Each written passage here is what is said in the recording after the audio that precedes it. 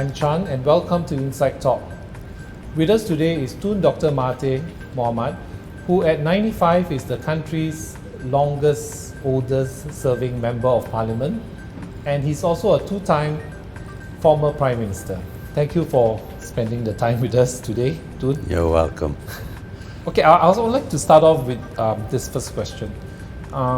It's just 2 years or 2.5 years after such a momentous general election in 2018, and yet Malaysia is again talking about, or the opposition is talking about who it should put up as the Prime Minister designate. Okay, and the name revolves around your name, Datuk Sri Anwar Ibrahim's, Datuk Sri Shafi Abdal, and Tan Sri Muhyiddin Yassin. So, my question is this: as a country of more than 60 years, have we failed as a nation to raise a generation of politicians and leaders who can be Prime Minister? Because, I mean, if you aggregate the ages of the what do you call it, the people who are being proposed, the youngest is 70. So, yeah, what do you think? Well, generally we have done quite well in choosing Prime Minister initially. We have Tunku Abdul Rahman, Tun Razak, Tun Hussein, and the rest.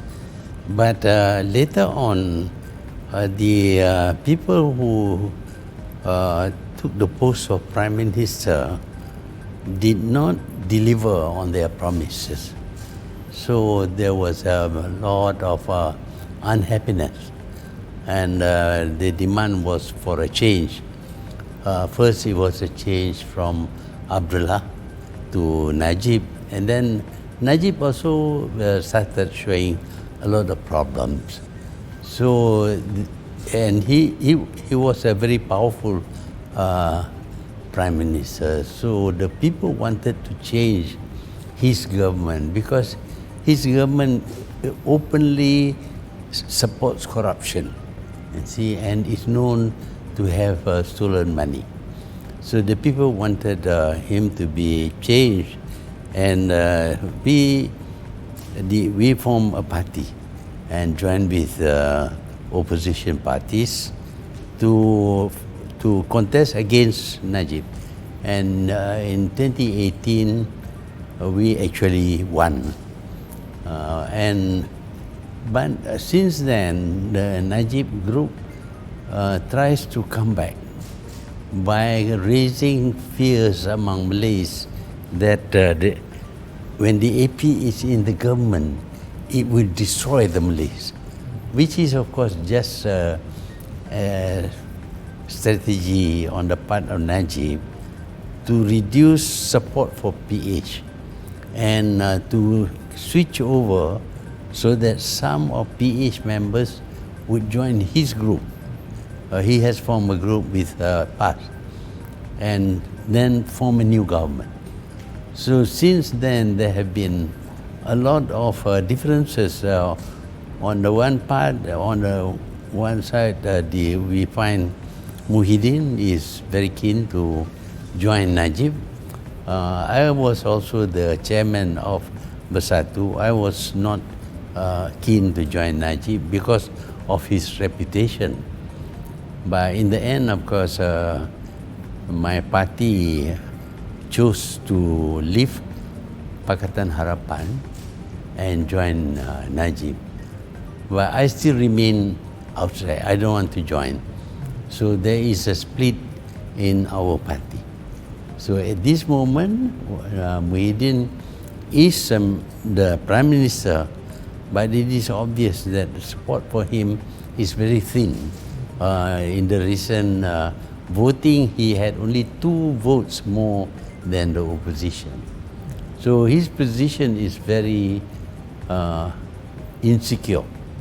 So now he is trying to ensure that he will stay as the Prime Minister by using methods which are not very democratic, applying pressure on his own party to support him, even using money to induce people to support him. But we feel that we should go back to the original decision of the people. That is to say that Pakatan Harapan was the choice of the people. By this switch that is done, which is called the backdoor government, they have actually denied the people their right to choose their government. So we feel that having been supported by the people, we should retain that support by by getting back the position of government in the country, so that the wishes of the people will be protected. Tun, you have opened up a whole lot of topics there, which is just the opening question. But I just want to come back to the part on this part. We are looking at very old candidates for, I know the word old is a lot used, but can we not? I mean, you have been with Pakatan for 2 years, and you have seen younger politicians like Syed Saddiq and Yobi Yin on one side, and even on PKR side you had people like Fahmi Fazil and so on and so forth. So why are we still looking at a Prime Minister candidate which is coming from a age group which is past retirement? If you are in the civil service, you're already retired. Yeah, in my case, I have no wish to come back. When I retired in 2003, I thought I would be able to retire and rest and enjoy life without responsibilities. But people came and asked me, please do something. Yes. The reason why they came to me is because I think they were familiar with me. They know that for 22 years I was a Prime Minister in the country, and I think during that 22 years, we became well known worldwide to the point where they call us the Asian Tiger. See, so people want to know the background of the leaders they want to choose. The young leaders are young and they are very good, but unfortunately they have not established a reputation. I see. So when you don't have a reputation for doing something, it's difficult for people to put their trust in you. But they are familiar with these old people. These old people have been around. There is evidence of their performance. So that is why they keep on going back to these old people. I, of course, would like to be free from all this. But I felt that since they make an appeal, it would be selfish of me to think only about my retirement and not by the service I could give to these people. That is why I think they still involve me in their plans. But at the same time, of course, they would like to get rid of the older leaders. But the young leaders have no reputation. People don't know what they are like. Syed Saddiq perhaps is lucky because he has the opportunity to show his ability. Yobi Yin and the others, Hana, and these are young people who are beginning to show their capability. I think they are accepted, but of course not at the peak. They will take time to establish themselves to the point where they would be accepted as Prime Minister, for example. At this moment, they are building up their reputation. It's a slow process, but because people are very cautious, they have chosen leaders who have not delivered.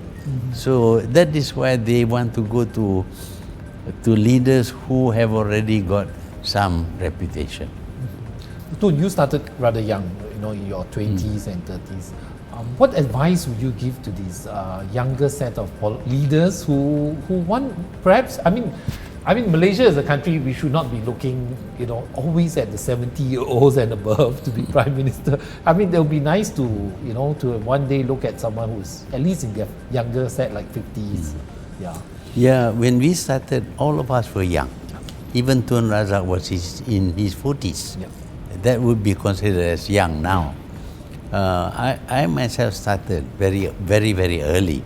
When I was in school, I was already leading groups, and I was involved in all these campaigns against the Malayan Union.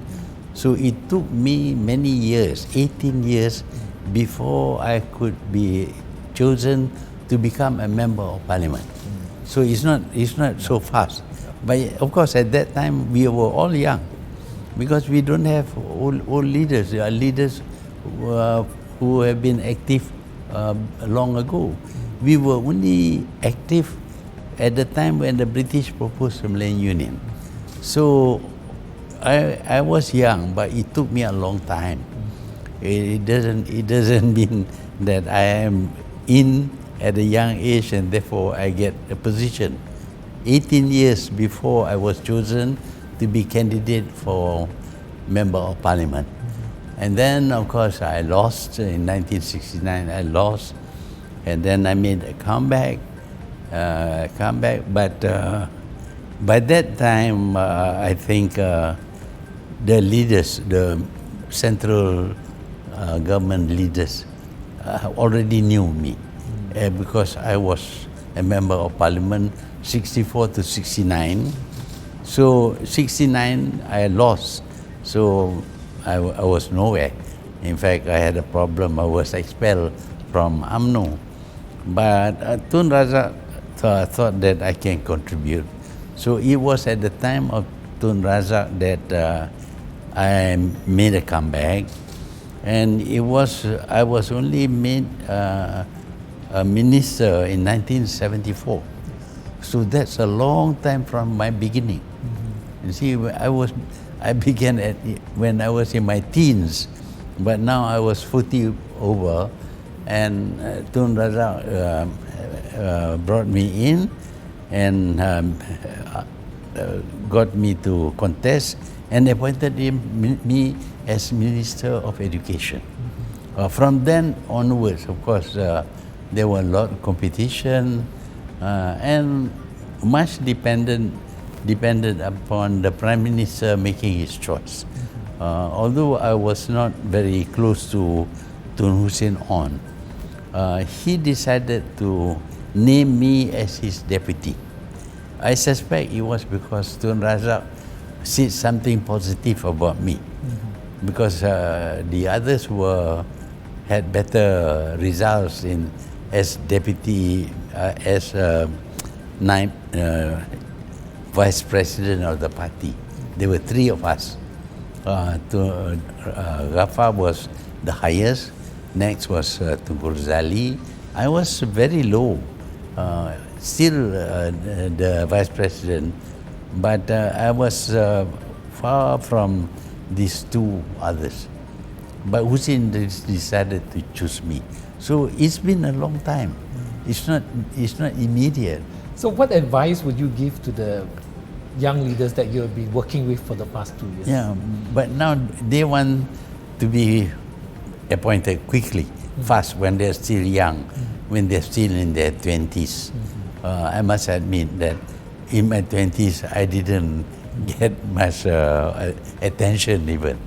It was only after I was past 30 that I began to emerge, because when I was member of parliament, I spoke a lot, especially my confrontation with PAP members and all that. So that gave me a reputation. Okay. But these younger people, they have to join the party.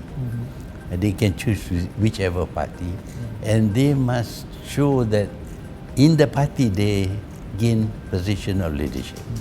And then of course they must exhibit some kind of leadership quality. And then I think they will get. Recently you watched the digital parliament of younger. Are you encouraged by what you see among the younger set of? Yes, I think there are some with good potential. Obviously, they understand what is happening. one of the things that we find about younger leaders is that they do not know much of the history of this country. Before independence, after independence, and during the time when we were fighting for independence. They accept what they see now as the normal thing, almost as if this has been always like that. But they didn't know that when I was when I started, Kuala Lumpur had a population of 300,000 only. Now it is 7 million. Yeah. So there must have been changes. Yeah. You see, but they accept things. Okay, it is like this. Just happened overnight. Yeah, because there is a struggle. Policies have got to be made in order to grow the economy, the country. So on the same subject, so now I asked a little bit more difficult, which is recently you endorsed Datuk Sri Shafie Apdal for Prime Minister. So of course the question on this side of the continent would be why Shafie? Why not the obvious, which is Datuk Sri Anwar? Well, we are having problem. Datuk Sri Anwar doesn't want me. Okay. You see, on the other hand, we feel that I am still able to draw support from the Malay members. If you don't get the Malay members, we won't have enough votes to overthrow the government. Okay. We need to have more than 111. We need to have 113, 114, like that. These 2 or 3 members, they want to join, but their condition is that not with Anwar. Okay. You see, so I had to persuade them. I said, I will be in also. So I tried to offer myself to be Prime Minister only for 6 months. But Anwar doesn't want anything like that. So Guan Eng suggested that take my name out, put somebody else. Perhaps that will satisfy Anwar. So he suggested that Shafie Apdal should be the candidate, that I wouldn't appear at all. So I had to agree. I can't say no. You see, so I agreed. But unfortunately, although the proposal came from Guan Eng, he himself, when the meeting, they had the meeting with Anwar, he went back to saying that it should be Anwar, not Shafie. So I feel frustrated because I had agreed. I had asked them, do you really want Shafie? They said, yes. You see, but then when they meet Anwar, they change their position. So, well, I'm prepared to drop out. If you don't want me, it's okay. But my worry is that if I am not in, some of these members who want to join us would not join. Somehow or rather, they do not want Anwar. You see, that is a fact. Although Anwar says he has majority support, but every time his name came up, he lost. You see, he lost in the election, and you know, when I stepped down, and the king asked everybody to state who they wanted, I should have been given full support by PH, because PH told me that they support me fully. But somehow or other, Anwar convinced them that he had the majority. He had enough support to become the Prime Minister. So PH gave his name and not my name. I got only 66 votes. Anwar got 92 votes. But that 92 votes should have been given to me because I am supposed to be PH candidate. I was the previous Prime Minister and all that. But they gave to Anwar, so I lost. Anwar also lost. You see? But although the record shows that While Anwar is popular with some people, he's not popular with all the people. So he has led the opposition twice in the election, and then later on he also led the people, but he has lost. The only reason why I was accepted as a candidate for the 14th general election was because Anwar was not available. Had he been available, I'm quite sure he would not allow me to become a candidate for Prime Minister. But because he was not available, they named me, and he agreed, and somehow or other our new four-party coalition won the election. So of course then we took action to solve Anwar's problem. Just coming back to the choice of Shafi then, can he defeat Muhyiddin? Well, it is in one way very positive, because Sabah and Sarawak has contributed much towards the governments of Malaysia. Yep. In fact, at one time they were called the fixed deposit. Yep. They contributed many members. So it is time that they take over. And Sabah and Sarawak were run by their own people. Sarawak by Sarawakians, Sabah by Sabahans, and to a certain extent you see them performing very well. So I think, of course, the whole nation is a much bigger job. They will have to make adjustments. I think initially they may not be able to handle everything, but we have a good administration. The administrative machinery of Malaysia is very well experienced. So even if we have a new leader, the experienced administrators will support. Will the Malays in Peninsula be able to support a Prime Minister from Borneo? Are they ready? Well, that is yet to be tested. But this Shafi is not completely Sabahan. He married a Malay from Kedah. Yeah, and his children married people in the peninsula. He never regarded himself as 100% Sabah. He has been in the federal government before.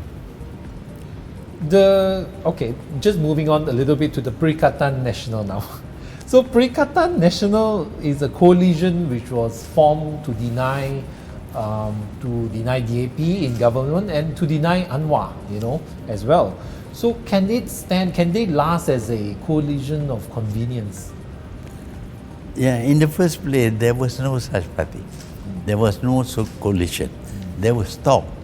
Mostly the talk was done by Muhyiddin, that there is this Perikatan Nasional. It's never been registered. It's got no officers, no organization of anything, but only something that is in the minds of some people.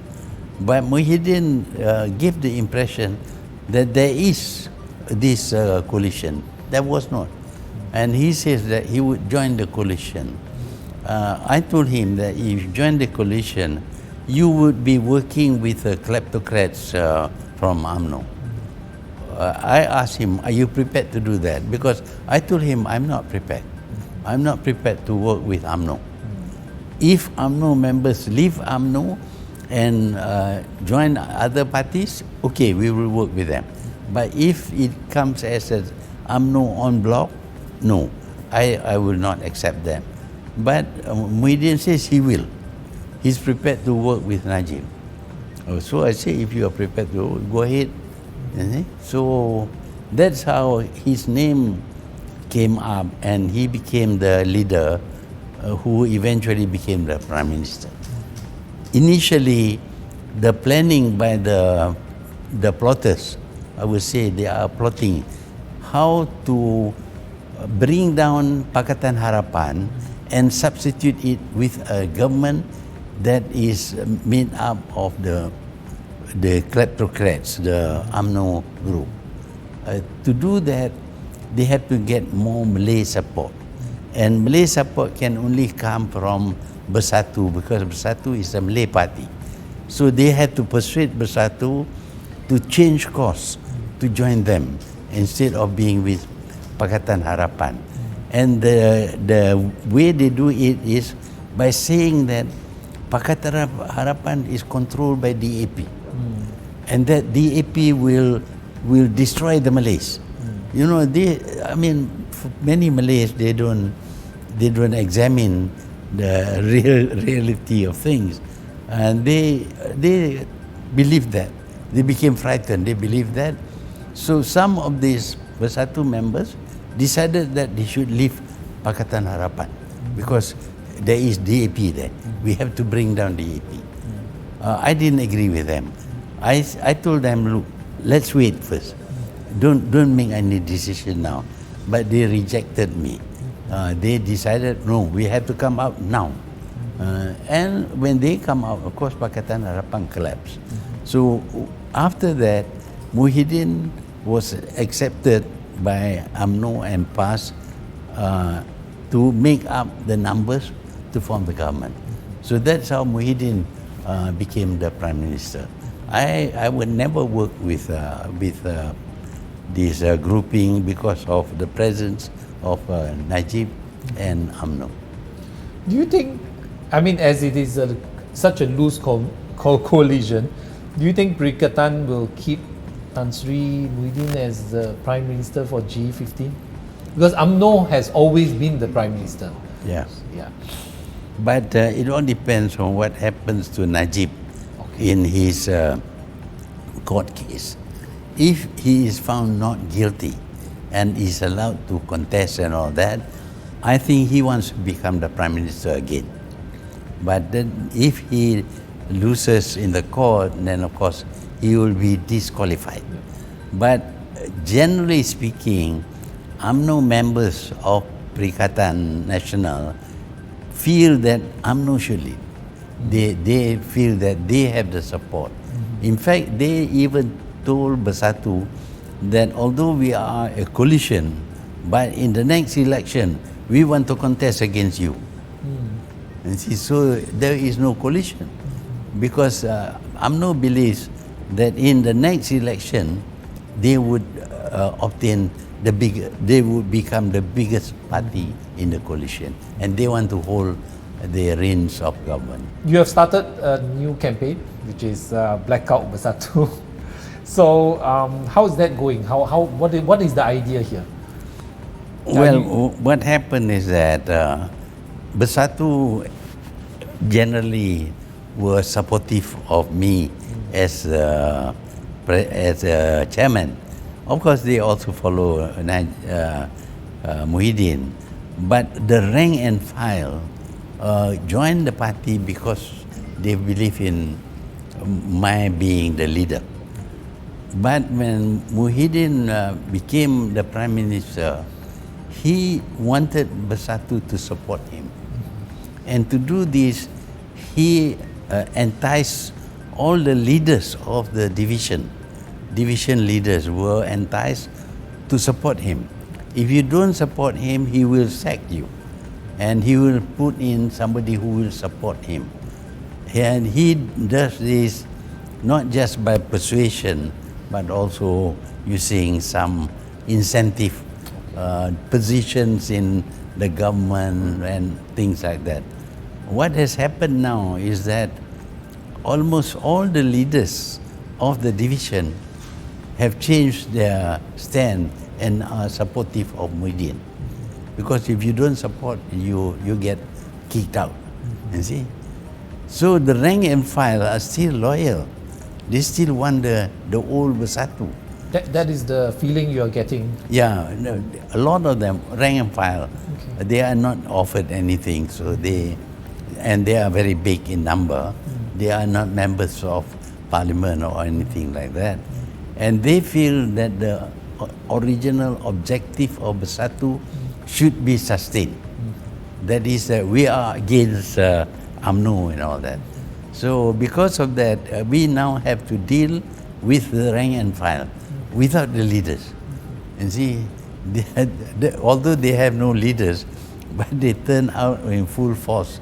I mean, last night I had 800 people inside the hall.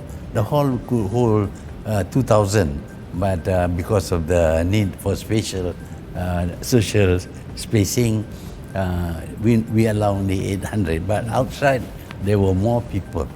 And they were following on TV. It was being broadcast.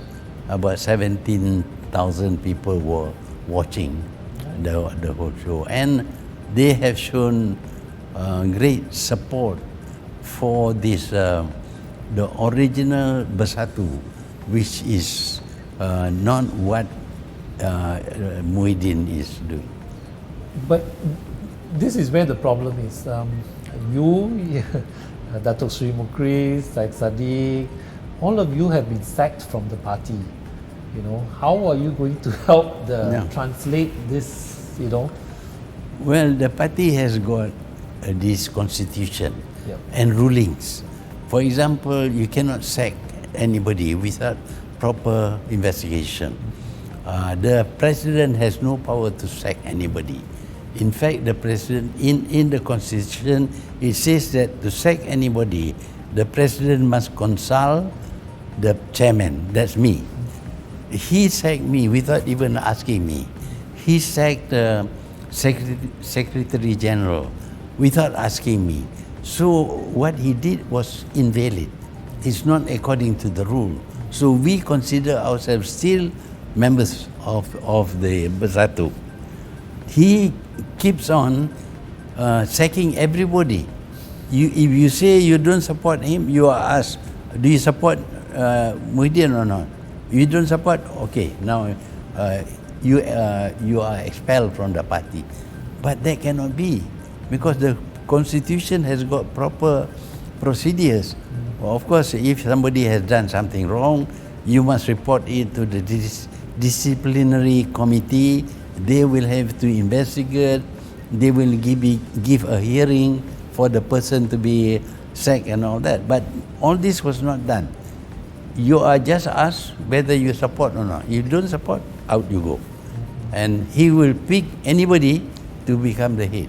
So I'm still a member of Bersatu. okay. So we have taken this case to the courts. We are waiting for the courts to decide. I think time constraints, right? So I'll just want quick to a couple of things that I really want to ask. There's a recent interview you had in Hong Kong, and you made the remark that the Chinese are wealthy. Now that itself has sparked more comments about it. Yeah. So now, for me personally, the question is always, why do you make such a remark? I'm sure you know it's not completely true, isn't it? It's not completely true, but generally it is true. Okay. What we need to do is, of course, to examine who are the rich people and who are the poor people. This has not been done. It was an assumption that, in fact, people know that this is so, but you are not supposed to talk about it. No, but the Malays are wealthy today. Here we are in the... I know, but Mokhtar. by comparison, let us do a proper study. The general impression is that the Chinese are richer. You look at the list of millionaires. You look at the edge, for example. The list of millionaires, only one Malay, Syed Mokhtar. All the rest are not millionaires. Some are billionaires. I have seen the progress of this country for the past 80 years. I've seen the Chinese who came here. They came here as laborers. They do very hard work. But today you ask, are their children laborers? Are their grandchildren laborers? The answer is no. But the Malays are still poor. Those Malays, they don't want even to become laborers. They hope to get jobs with week monthly pay and all that. They have not made any progress. Some have made progress, but those are exceptions. The rule is that they are generally poor. If we dispute that, let's do a proper survey. Find out who are the rich people in Malaysia, who are the poor people, who lives in the town, who lives in the rural areas. Why is it that Malay candidates cannot contest in the town areas, but Chinese candidate can? Why is it that Chinese candidate cannot contest in Terengganu or Kelantan? It's obvious. These are things that people see, but you are not allowed to speak about it because that would be racist. But if you don't correct the imbalance within Malays and Chinese in terms of their wealth, this disparity is going to get worse. And when it gets worse, you know, everywhere in the world, between the rich and the poor, there will always be conflict. Even if it is a single race, you know, the Russian, the French, and even the Chinese.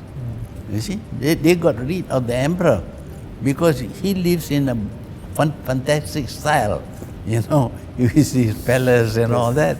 But the ordinary Chinese were very, very poor in those days. And that is why they come to Malaysia. You see, because they see this as a land of opportunity when the British were here. So when you have a disparity between rich and poor, amplified by differences in race, there is danger of conflict. And conflict may one day become violent. What I am trying to do is to reduce that disparity. I have to make sure that the rural Malays also have more money, and they can. I have already designed how to enrich the Malays in the rural areas. But of course now I'm not in the government, you see. And they can, lately, because of nowadays you market through the online, you have the world as your market. So even the rural Malays can become rich. So you have to correct that. If you don't correct that, then there will be this disparity between rich and poor, amplified by the majority of the rich are Chinese, majority of the Malays are poor. Because the question in my mind is that, yes, we are a multiracial. Okay, I may agree with you. There may be some disparities within the race class, as well as, you know, again intra and inter race. But the question, of course, is how is this helpful to a multiracial Malaysia, where, let's say, we talk about one side is going very right wing. You know, it plays up to their politics. Yeah. No, I think you can change race because we have agreed that the Chinese will remain Chinese, Indians remain Indian, and Malays are indigenous people. We have agreed on that. Huh? But there is one thing that we can correct, the difference in their wealth. If you correct the difference in their wealth, then that racial difference becomes less important. Yes. We see this happening in America, for example. The people of America are of different races, but except for the blacks, all the rest are doing well. They can compete with each other. Even the Chinese there have done well, but the blacks have not done well. When you reduce the disparity in terms of wealth between the races, and they can compete with each other, there is no fear about race. You see? But here, we have race, we accept, okay, you want to retain your connection. Okay, that's all right. But when there is also disparity in wealth, that will raise conflict, because any disparity, even in a single race, in any disparity in wealth will lead to conflicts. Okay, last question for my editor. I know you'll be asked 1,000 times about this.